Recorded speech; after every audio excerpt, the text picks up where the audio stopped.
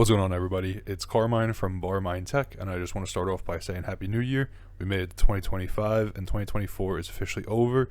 This is going to be our first long format video of 2025, so I figured why not start off 2025 with a new project. I was chatting in the Discord server the other day with one of the viewers, and we were talking about going to Micro Center and some of the deals that you're able to get at Micro Center, and it inspired me to go to Micro Center. So my local Micro Center is about an hour away. I had a few errands to run in the area, said, so let's go. So I went and I decided to pick up some new hardware, and more specifically, I picked up a new Raspberry Pi 5. So I know we've worked a little bit in the past with like the Raspberry Pi 4 and even the 3s and a 0, and I figured why not pick up a 5 because it has new, stronger hardware in it, and they're pretty capable little boards, and they're making more hats that have more possibilities of projects for these little Raspberry Pi boards. Here's my Raspberry Pi 5. It does have an M.2 Plus hat on it, so it does have capability to take a NVMe M.2 drive. So there's the board underneath it. I know it's kind of covered up by the hat, and I just don't feel like unscrewing it right now. But it has all the same I/O that is typically used by the Raspberry Pis, except we have additional video outputs. So we have 2 video outputs available. Sorry that it's just not focusing too well. I also got a new webcam for Christmas, so we got a little bit of higher quality production. But it's just not focusing right now, so sorry. On top of that, there's also a reset button, and there's an onboard system clock now for the Raspberry Pi to use. So really, that's what we're going to be using today for the project. I figured why not for the new project to see if we could do a simple budget, low power friendly Homelab server to work with. So something that we could do like a network share off of, and maybe host some services off of to use in our house. I am intrigued being that there is graphics on board now, if we could do something like a Plex server with maybe some minimal transcoding and other stuff like that. So we will see. Now what we're going to be using for this is going to be Docker and Portainer. I know about a month ago I said I'm breaking up with Docker, but we're going to be back because it's a perfect application for a project like this running off a Raspberry Pi with limited resources. That's enough of the talk. Now let's get into setting up the board and getting the project going. So as a prerequisite for this project, you're going to need a micro SD card. They're a little small, so it's like I said, it's not focusing well.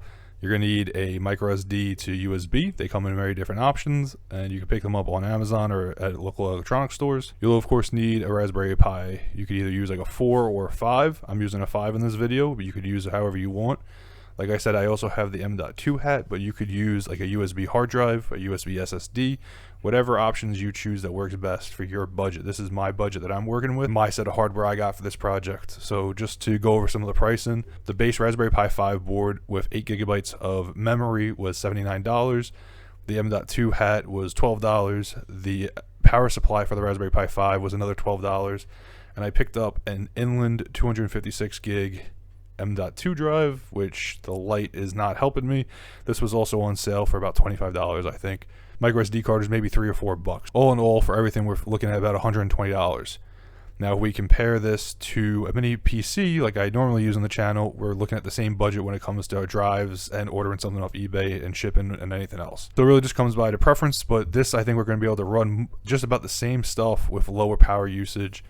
I know I said we're going to get into it, but now we're going to get into it that we covered everything we need. So the first thing we're going to do is open up Raspberry Pi Imager. If this isn't something that you already have, you could just go and Google Raspberry Pi Imager or go to their website and they'll have it available for download. You're just going to throw your micro SD card into that reader and plug it into a USB drive. When it comes up, we can set up the install. So Raspberry Pi Imager has an option where you could choose a device or you could filter it by nothing if you want. I'm working with a Pi 5, so I'm going to select Pi 5. Now we're going to come over here to choose our OS. I don't really want to use the Debian-based Raspberry Pi OS, so we're going to come over to Other General Purpose, and I'm going to select Ubuntu. We're going to scroll down to Ubuntu Server, and then we're just going to come over to the next option and choose our USB device. So make sure when you're doing this, if you have like a USB hard drive or any other USB devices in their computer, that you select the right one because it will erase everything and write the OS to it.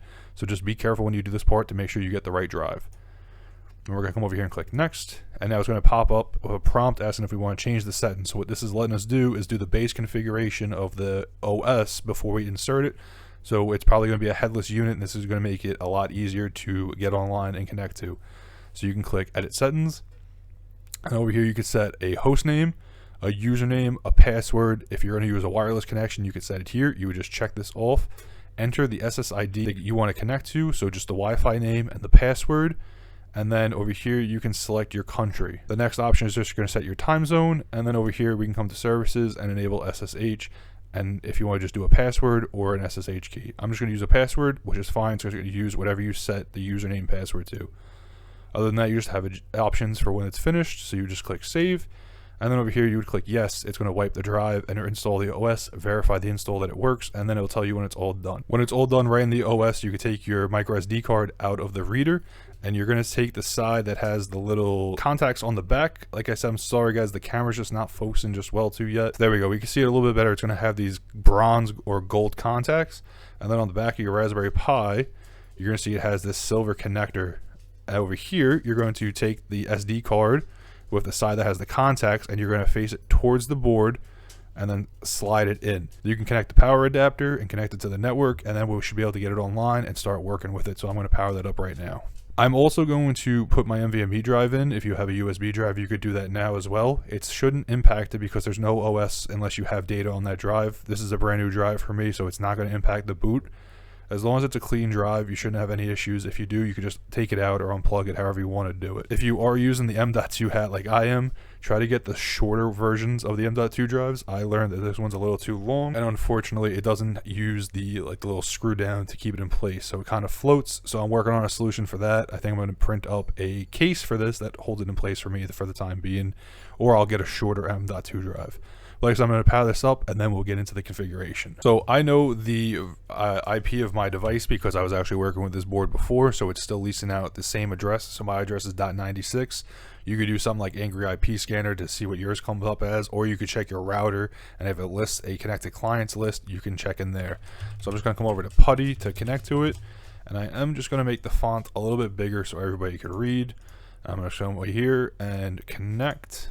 And then since it is the first time, it should just take a second to load in. And you can see over here, it's just giving me a warning because it doesn't recognize the fingerprint. So I'm just going to click accept, and then we're going to log in with those credentials you set earlier.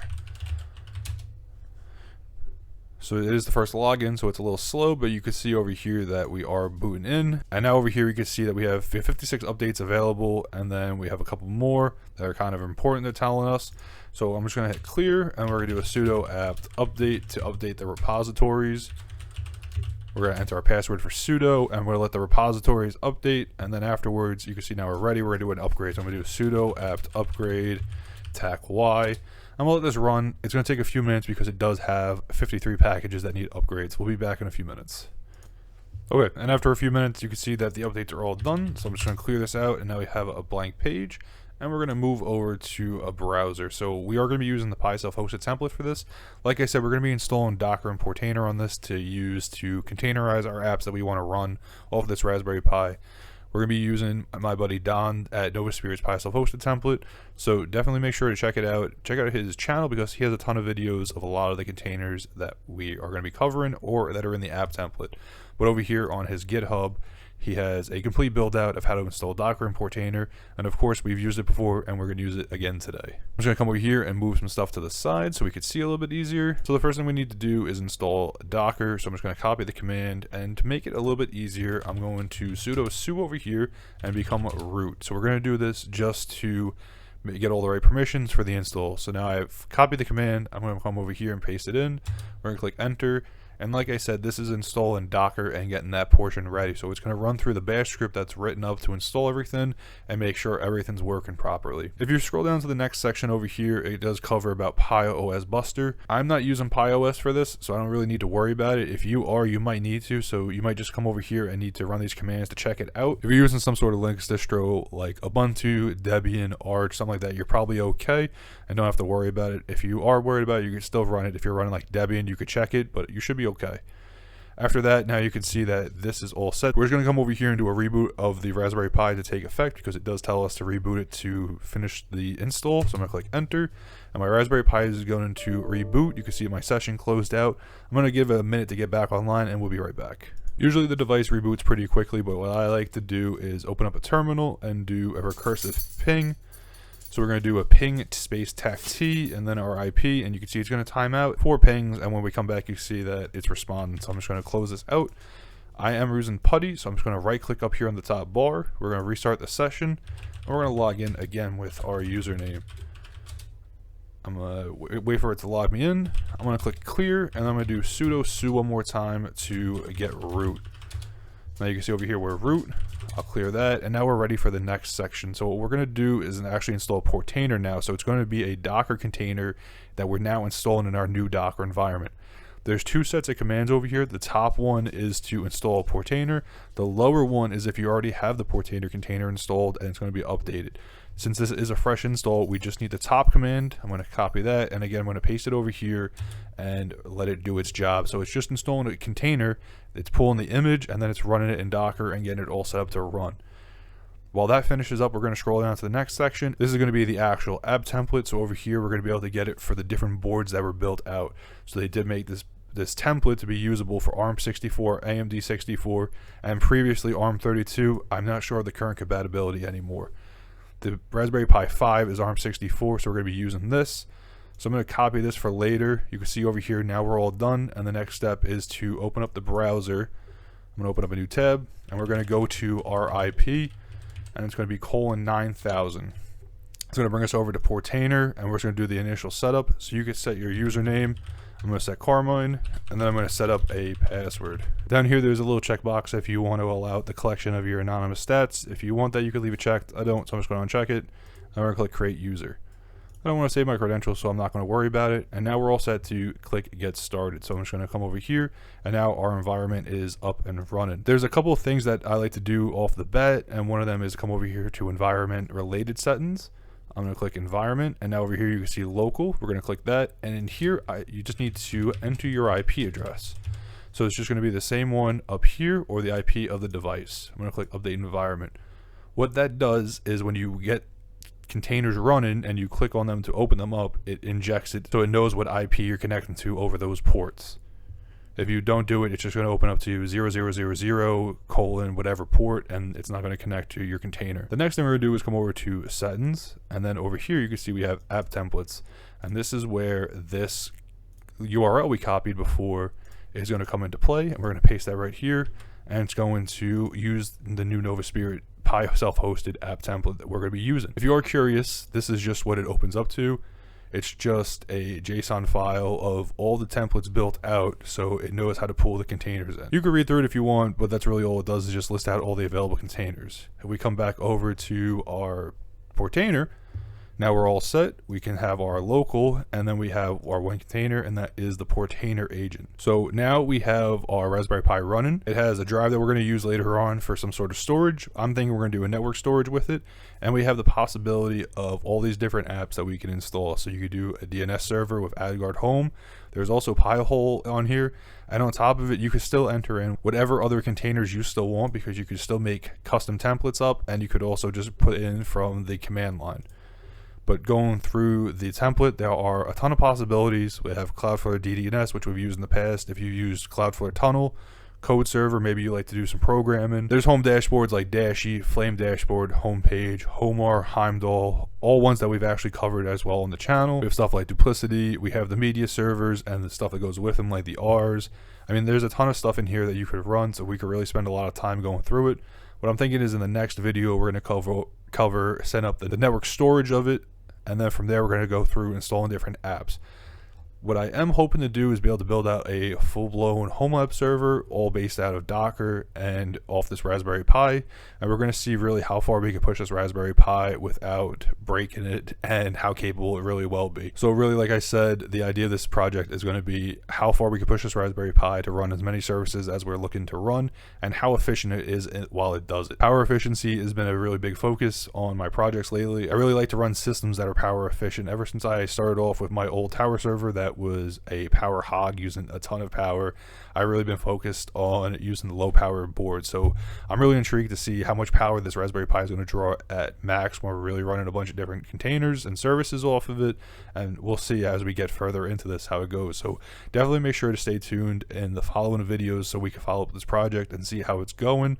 And that's really it for now. I mean, we have the basic setup going. We have our Docker and Portainer setup on our Raspberry Pi. And like I said, in the next few videos, we're going to be adding on to it like a network share and then additional projects off of that. So I want to thank you all for watching. As always, I'll have links to all the gear in my Homelab below if you ever want to check any of it out. I'll have a link to the Discord server. You could join up in there. And I want to thank you all for watching. I will see you in the next video.